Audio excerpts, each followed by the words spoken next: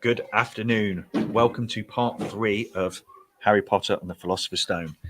For those of you that maybe missed yesterday or had to leave early, we just got to the point where Harry was going out for Dudley's birthday, and Mr. Vernon was not very happy with Harry talking about having a dream about a flying motorbike.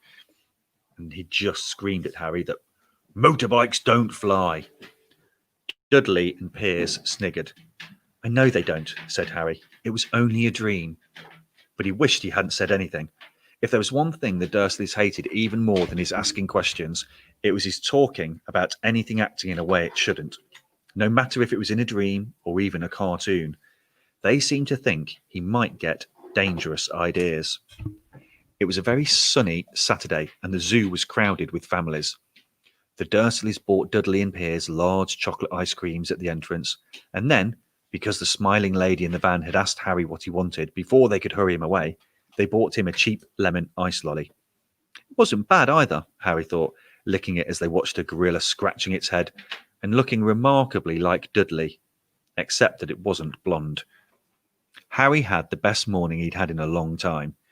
He was careful to walk a little way apart from the Dursleys so that Dudley and Piers, who were starting to get bored with the animals by lunchtime, wouldn't fall back on their favourite hobby of hitting him. They ate in the zoo restaurant, and when Dudley had a tantrum because his Knickerbocker glory wasn't big enough, Uncle Vernon bought him another one, and Harry was allowed to finish the first. Harry felt, afterwards, that he should have known it was all too good to last. After lunch, they went to the reptile house. It was cool and dark in here, with lit windows all along the walls. Behind the glass, all sorts of lizards and snakes were crawling and slithering over bits of wood and stone. Dudley and Piers wanted to see huge poisonous cobras and thick man-crushing pythons. Dudley quickly found the largest snake in the place. It could have wrapped its body twice around Uncle Vernon's car and crushed it into a dustbin. But at the moment, it didn't look in the mood. In fact, it was fast asleep. Dudley stood with his nose pressed against the glass, staring at the glistening brown coils. Make it move, he whined at his father. Uncle Vernon tapped on the glass, but the snake didn't budge. Do it again, Dudley ordered. Uncle Vernon rapped the glass smartly with his knuckles, but the snake just snoozed on. This is boring, Dudley moaned. He shuffled away. Harry moved in front of the tank and looked intently at the snake. He wouldn't have been surprised if it had died of boredom itself. No company except stupid people drumming their fingers on the glass, trying to disturb it all day long. It was worse than having a cupboard as a bedroom, where the only visitor was Aunt Petunia hammering on the door to wake you up. At least he got to visit the rest of the house. The snake suddenly opened its beady eyes. Slowly, very slowly, it raised its head until its eyes were on a level with Harry's. It winked. Harry stared. Then he looked quickly around to see if anyone else was watching. They weren't. He looked back at the snake and winked too. The snake jerked its head towards Uncle Vernon and Dudley, then raised its eyes to the ceiling. It gave Harry a look that said quite plainly, I get that all the time. I know, Harry murmured through the glass, though he wasn't sure the snake could hear him. It must be really annoying. The snake nodded vigorously. Where do you come from anyway? Harry asked. The snake jabbed its tail at a little sign next to the glass. Harry peered at it. Boa constrictor, Brazil. Was it nice there? The boa constrictor jabbed its tail at the sign again, and Harry read on. This specimen was bred in the zoo. Oh, I see. So you've never been to Brazil? As the snake shook its head, a deafening shout behind Harry made both of them jump. Dudley! Mr. Dursley! Come and look at this snake! You won't believe what it's doing! Dudley came waddling towards them as fast as he could. Out of the way, you! He said, punching Harry in the ribs. Caught by surprise, Harry fell hard on the concrete floor. What came next happened so fast no one saw how it happened. 1 second, Piers and Dudley were leaning right up close to the glass. The next, they had leapt back with howls of horror. Harry sat up and gasped. The glass in front of the boa constrictor's tank had vanished. The great snake was uncoiling itself rapidly, slithering out onto the floor. People throughout the reptile house screamed and started running for the exits. As the snake slid swiftly past him, Harry could have sworn a low, hissing voice said, "Brazil, here I come. Thanks, amigo." The keeper of the reptile house was in shock. "But the glass," he kept saying. "Where did the glass go?" The zoo director himself made Aunt Petunia a cup of strong sweet tea, while he apologized over and over again. Piers and Dudley could only gibber. As far as Harry had seen, the snake hadn't done anything except snap playfully at their heels as it passed. But by the time they were all back in Uncle Vernon's car, Dudley was telling them how it nearly bitten his leg off, while Piers was swearing it had tried to squeeze him to death. But worst of all, for Harry at least, was Piers calming down enough to say, "Harry was talking to it, weren't you, Harry?" Uncle Vernon waited until Piers was safely out of the house before starting on Harry.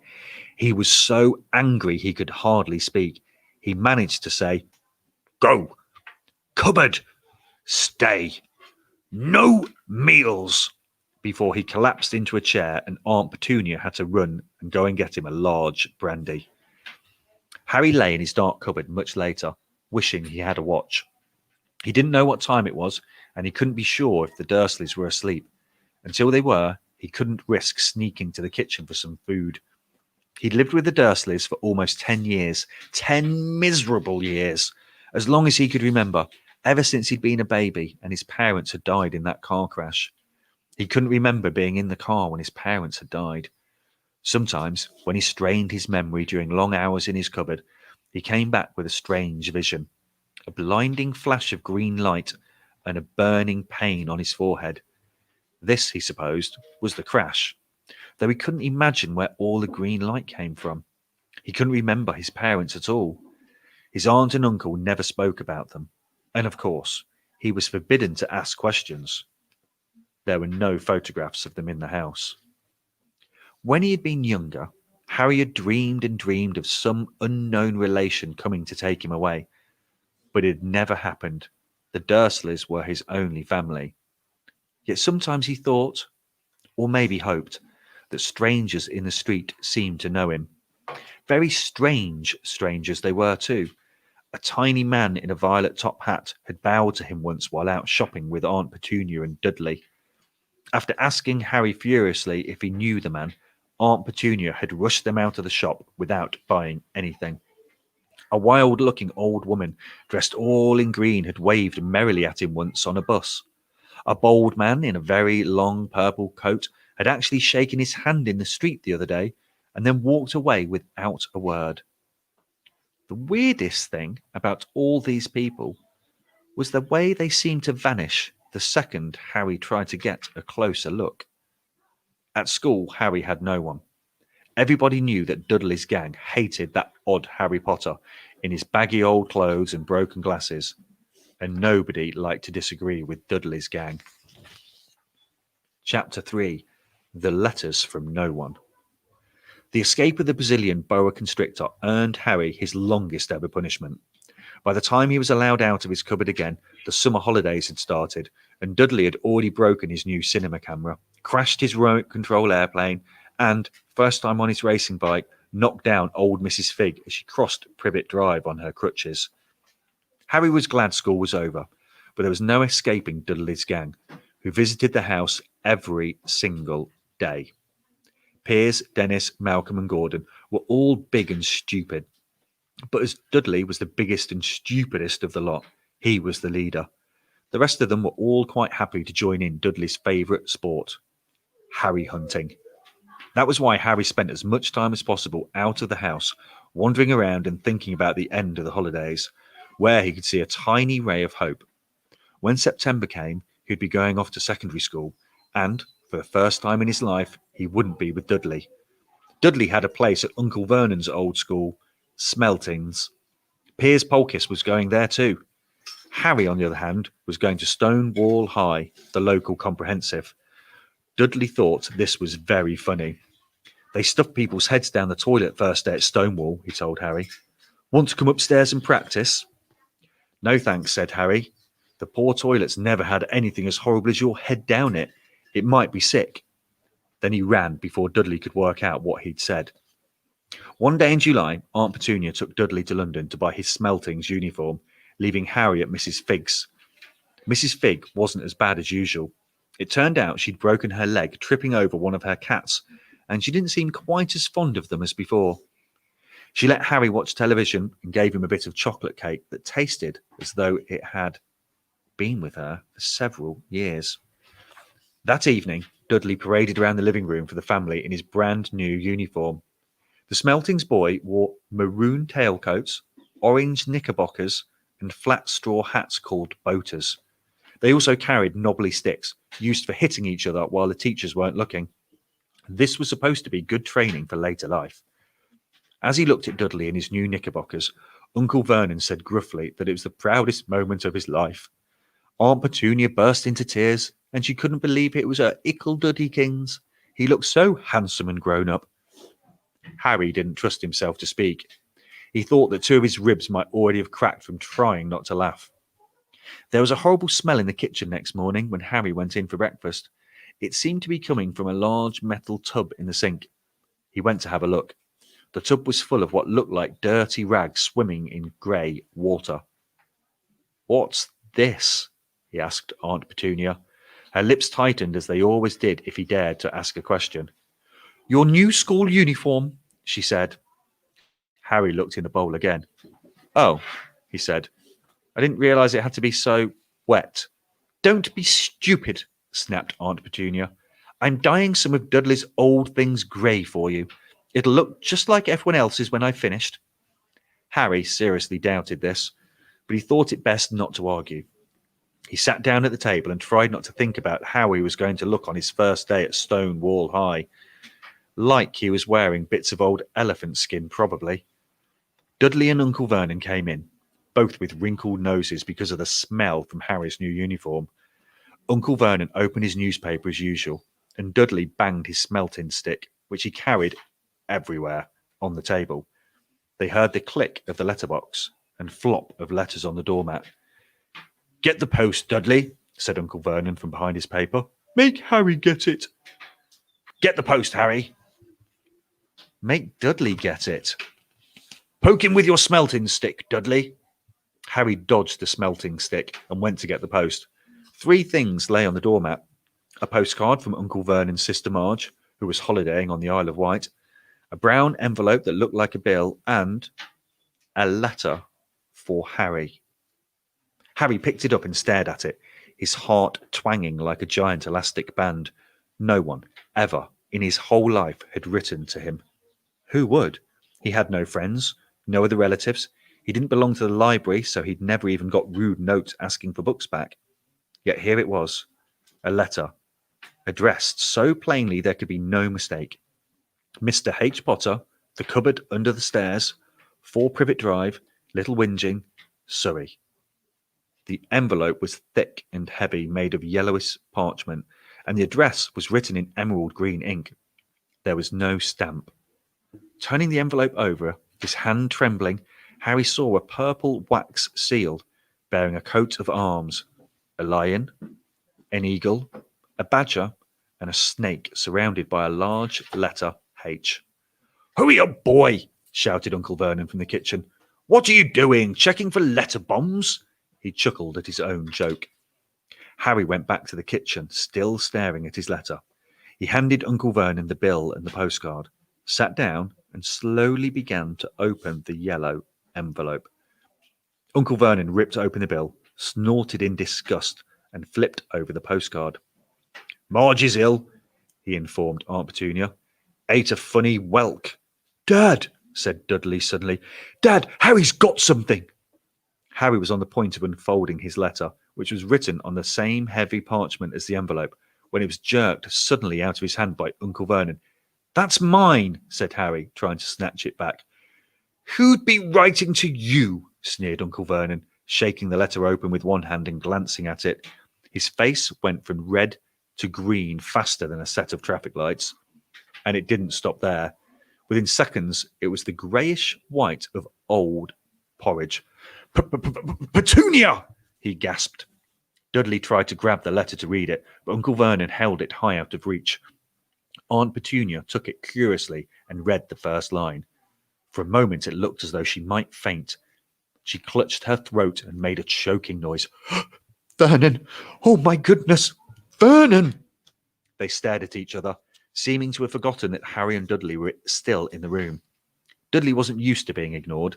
He gave his father a sharp tap on the head with his smelting stick. I want to read that letter, he said loudly. I want to read that letter, said Harry furiously, as it's mine. Get out, both of you, croaked Uncle Vernon, stuffing the letter back inside its envelope. Harry didn't move. I want my letter, he shouted. Let me see it, demanded Dudley. Out, roared Uncle Vernon, and he took both Harry and Dudley by the scruffs of their necks and threw them into the hall, slamming the kitchen door behind them. Harry and Dudley promptly had a furious but silent fight over who would listen at the keyhole. Dudley won. So Harry, his glasses dangling from one ear, lay flat on his stomach to listen at the crack between door and floor. Vernon, Aunt Petunia was saying in a quivering voice, look at the address. How could they possibly know where he sleeps? You don't think they're watching the house? Watching? Spying? Might be following us, muttered Uncle Vernon wildly. But what should we do, Vernon? Should we write back? Tell them that we don't want... Harry could see Uncle Vernon's shiny black shoes pacing up and down the kitchen. No, he said finally. No, we'll ignore it. If they don't get an answer, yes, that's best. We won't do anything. But I'm not having one in the house, Petunia. Didn't we swear when we took him in we'd stamp out that dangerous nonsense? That evening, when he got back from work, Uncle Vernon did something he'd never done before. He visited Harry in his cupboard. Where's my letter? Said Harry, the moment Uncle Vernon had squeezed through the door. Who's writing to me? No one. It was addressed to you by mistake, said Uncle Vernon shortly. I've burned it. It was not a mistake, said Harry angrily. It had my cupboard on it. Silence! Yelled Uncle Vernon, and a couple of spiders fell from the ceiling. He took a few deep breaths and then forced his face into a smile, which looked quite painful. Yes, Harry, about this cupboard. Your aunt and I have been thinking you're really getting a bit big for it. We think it might be nice if you moved into Dudley's second bedroom. Why? Said Harry. Don't ask questions, snapped his uncle. Take this stuff upstairs now.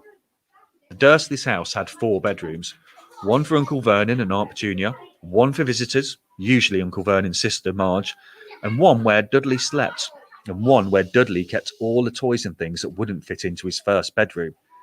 It only took Harry one trip upstairs to move everything he owned from the cupboard to his room.